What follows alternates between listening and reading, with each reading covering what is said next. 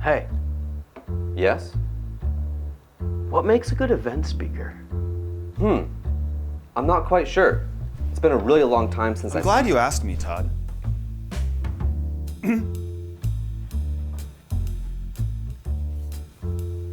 It's teaching the audience something. But what type of thing? Maybe like a thing to do their job better? Yes, that type of thing. But how do you know they're good at the thing? Because they do the thing. Not just talk about the thing? Yes, that's the thing. Interesting. No sleep till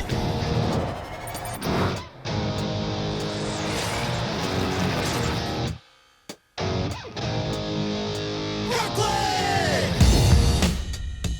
I think we have most of the core agenda developed, and we made a lot of assumptions around the mix of keynotes and panels and deeper workshops and how to really think through all of that. So there's a lot of dynamics in play for actually producing content. It's not as easy as, oh, we're doing our own TEDx owned media. Like, sure, but that's a big level of effort to produce something like that on the content side, and you're gonna have speakers that are gonna sign up to produce all of that. But the biggest creative risk is we're doing a parallel event that is happening during the in-person experience that is hosted and that has commentators that are a part of it, and that we're sending footage to the main stage and then back to the desk, and people are stopping by for exclusive interviews, and all of that will be broadcast live to a global audience. And that agenda is definitely up in the air at this point. A lot of work to do. Live events are chaotic. There's a lot going on. One thing that I found in my experience is having a solid run of show well before the event is in place. And I'm talking breaks, MC moments, transition moments, so that whoever is running the event, the producer, knows exactly what time they need to be on, and all of the speakers know exactly what time they need to be there, what time they need to take the stage, how long they have. It makes the day go so much more smoothly. It may seem counterintuitive, but my brainstorm always starts with finding a big keynote speaker. Especially for a first-time event, your speaker agenda is literally the only equity you have in the entire program. Back in December of 2023, when we were still debating whether or not we should do Goldenhour, we made a list of our target headline speakers. Folks like Colin Fleming, who started Salesforce Plus, John Miller, the co-founder of Marketo, Alex Lieberman, co-founder of Morning Brew. Make sure to include this in the B-roll. One of the jobs of the event marketer over time is to transfer the brand equity from your speaker list to the event itself. But in all reality, it never truly goes away. That's because the people you choose to speak at your event validate the movement that you're creating. After securing your initial batch of headline speakers, and before filling out the rest of your speaker agenda, I'd recommend starting to synthesize your early confirmations into an agenda outline to guide the rest of the process. What clues do you have from the early confirmations?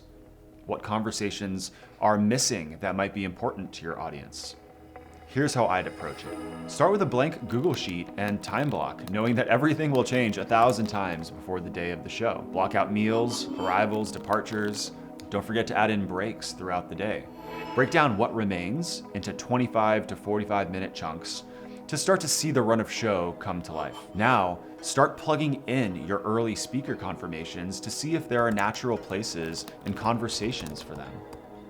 Then, fill in topic ideas.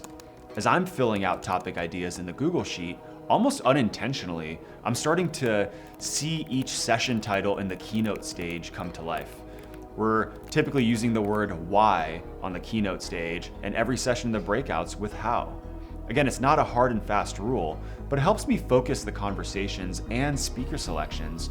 As more and more proposed session titles are filled out, we can start to ask ourselves what topics are missing from our program, and also who are the best voices within and outside our audience to speak on this topic.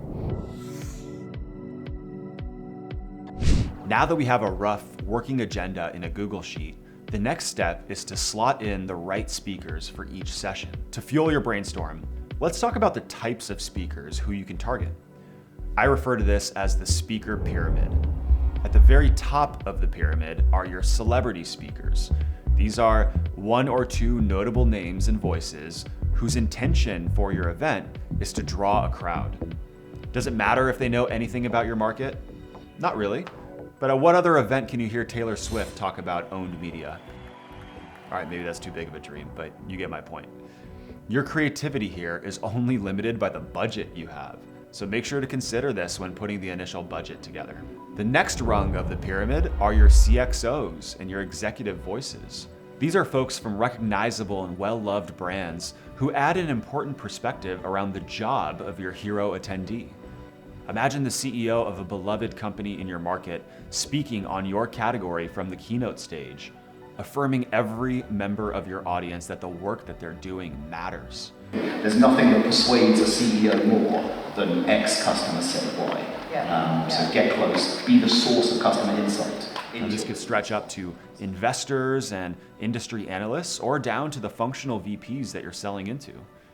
But the role that this speaker cohort serves on your agenda is not to teach every best practice, but rather to validate that the practice should be taught.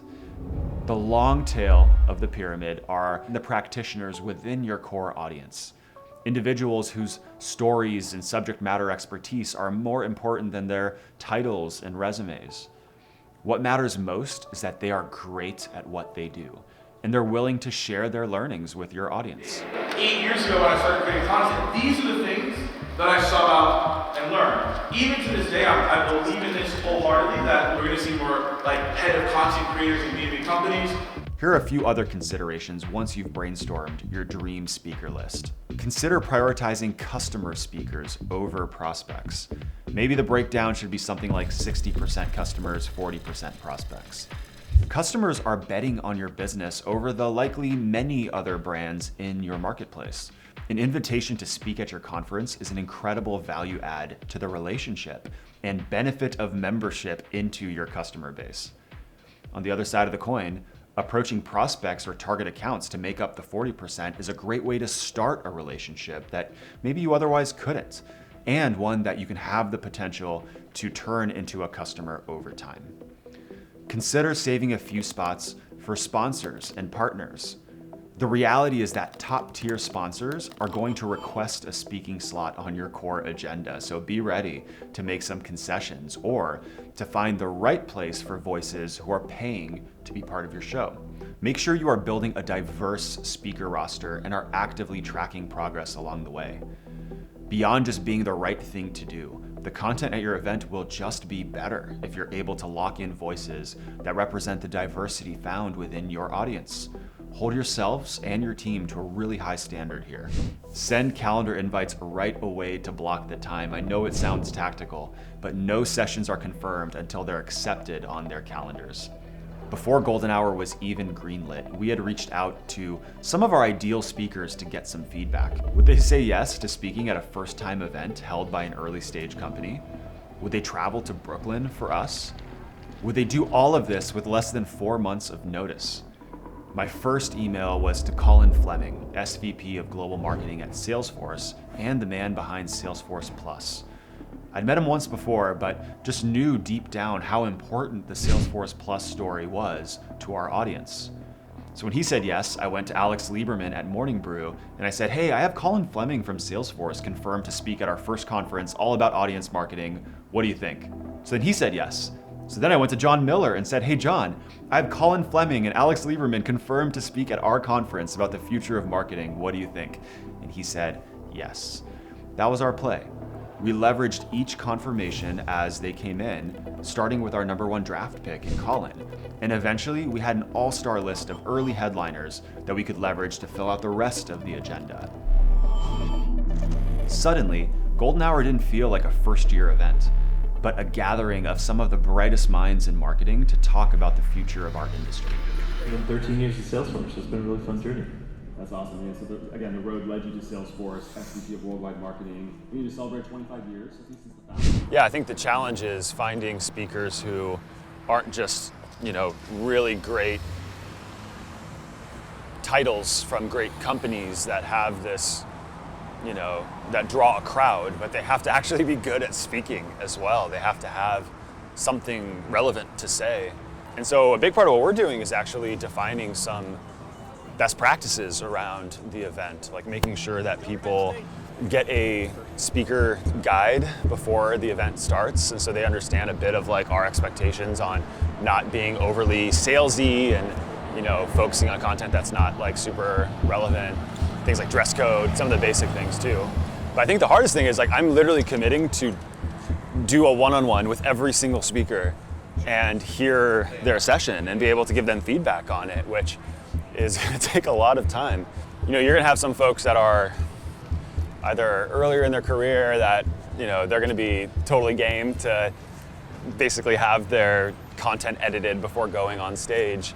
But we've got some heavy hitters as well who just getting up time on their calendar is really difficult. But I think net it should be positive if they do. Are you worried that when you start vetting some of these people's speeches, that they'll just decide, thanks, but no thanks? I'm going rogue. Yeah. Or if I can't do it my way, I'm not doing it?